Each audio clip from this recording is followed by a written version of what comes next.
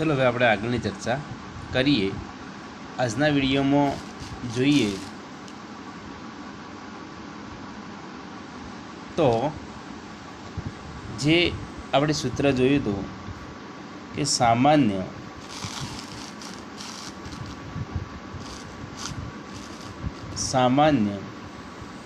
જે સમૂહ છે તો સમૂહનો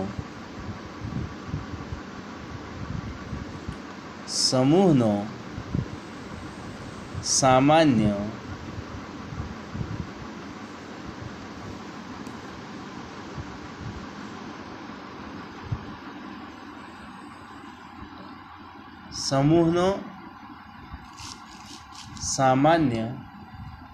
સૂચક આંક બરાબર I is equal to sigma મોટા કૌંસમાં P1I upon P0I મોટો કૌંસ પૂરો ગુણ્યા 100 ભાગ્યા n. હવે આ જે સિમ્બોલો વપરાણા છે એ સિમ્બોલો વિશે આપણે ચર્ચા કરીએ. જો સામાન્ય જે સૂચક I છે તો I એ શાના માટે છે? તો I ચાલુ સમયની સરખામણીના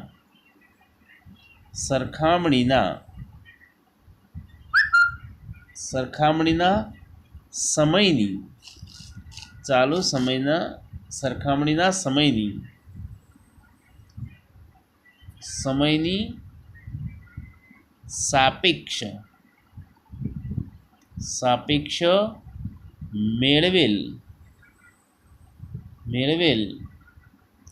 સૂચક આંક.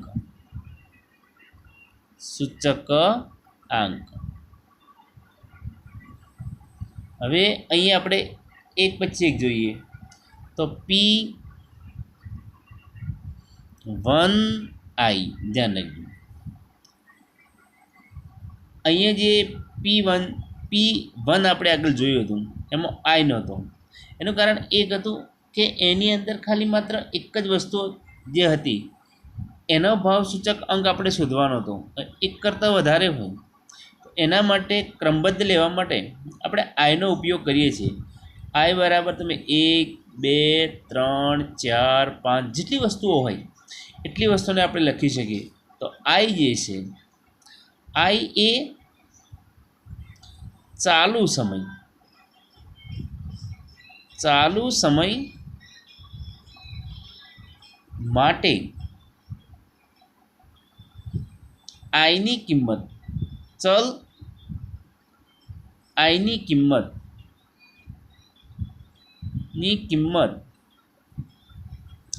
આઈ બરાબર જેટલી વસ્તુ હોય એટલી. તો ક્રમમાં જોઈએ તો 1 2 3 ડેશ ડેશ ડેશ અને n એટલે કુલ વસ્તુઓ છેલ્લી વસ્તુ હોય તે એનો ક્રમ.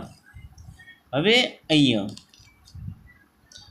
P0I જે છે એ પણ સરખામણીના સમય માટે જે તમે સરખામણી આધાર વર્ષ તરીકે જે તમે લીધું હોય એ બાબતનો સમાવેશ કરે છે. જુદા જુદા આધાર વર્ષો હોય તો એ પ્રમાણે I બરાબર 1 2 3 4 એ જે છે કિંમતો આવશે. એટલે કે I જે છે એ ચલ છે અને ચલ હોવાના કારણે એ જુદી જુદી કિંમતો જે છે ધારણ કરશે. પણ કઈ રીતે? તો સરખામણીના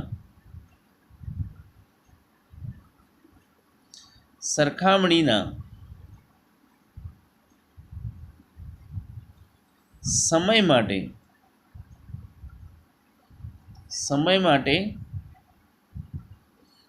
ચલ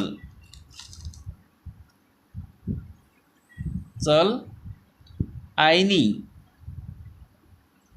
કિંમત જે છે એ I બરાબર 1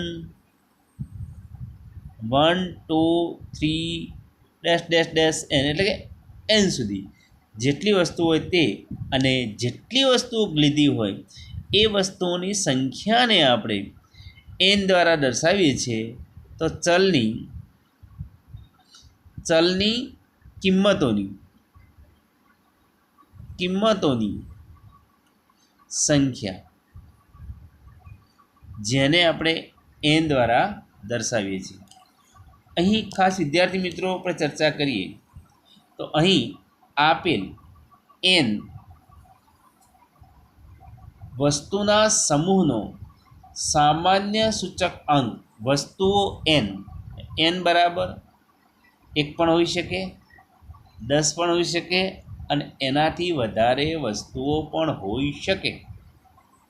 હવે આઈની વ્યાખ્યામાં સાદી સરેરાશ કે સાદા મધ્યકનો ઉપયોગ કર્યો છે. હવે અહીંયા વિદ્યાર્થી મિત્રો જોજો, મધ્યકની તમે જે સરેરાશ છે એનું તમે જાણો છો, તો જેટલા અવલોકનો હોય એ તમામ અવલોકનો જે છે એનો આપણે સરવાળો કરીએ છીએ અને કુલ અવલોકનોની સંખ્યા વડે ભાગાકાર કરીએ છીએ, એટલે સરેરાશ આપણે શોધીએ છીએ.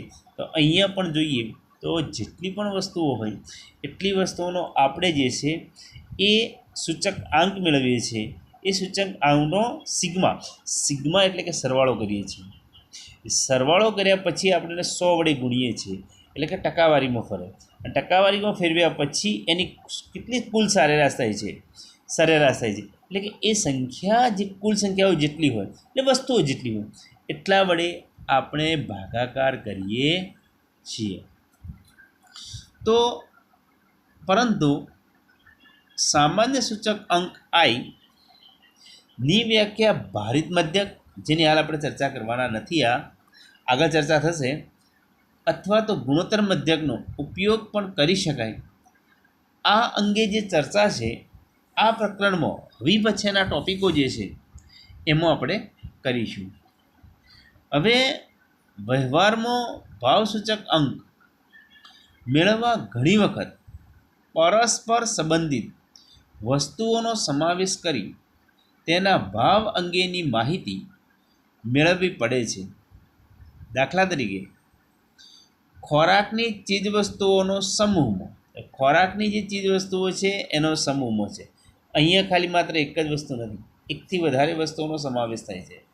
તો જે ખોરાકની ચીજવસ્તુઓનો સમૂહ, ઉદાહરણ તરીકે જોઈએ તો ઘઉં, ચોખા, કઠોળ, દાળ, તેલ, ઘી, ગોળ, મરી મસાલા, શાકભાજીની વસ્તુઓ વગેરેનો સમાવેશ થાય છે. આમ ખાદ્યાન્નનો ભાવ સૂચક અંકે